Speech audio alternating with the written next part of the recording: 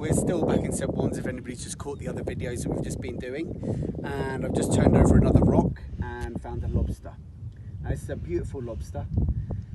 And another one, I work with kids groups a lot, and I actually get a few kids going, no way, it's one of those rare ones, it's a blue one. Okay, I'm sure everybody knows, maybe there's a few kids on there that don't know, that lobsters only turn red from applying heat to them, so cooking them. Now for me, personally, like I've mentioned in another video, I am vegetarian at the moment, and I have eaten lobster before, but whenever I've ever done lobster fishing, which people are allowed to do lobster fishing, but obviously you don't want to go out and start taking as many as you can find, kind of thing. We want to be kind to our environment.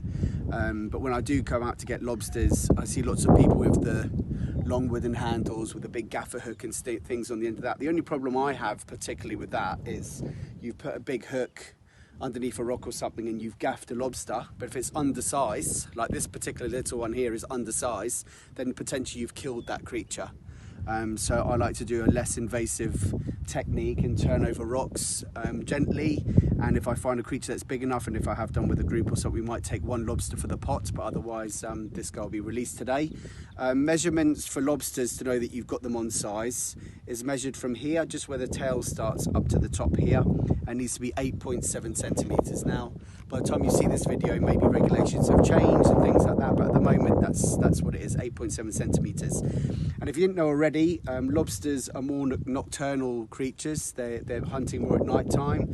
They eat everything from sea worms to mollusks to starfish.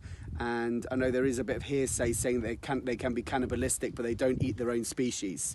And another thing that I only found out really over the last few years is people say that lobsters mate for life, and that is quite a cool thing to think of, but they actually don't mate for life, and it's actually quite difficult for the males. Well, actually the females have to let off a lot of different kind of hormones and things and signals to the male for them even to come out and mate with them in the first place.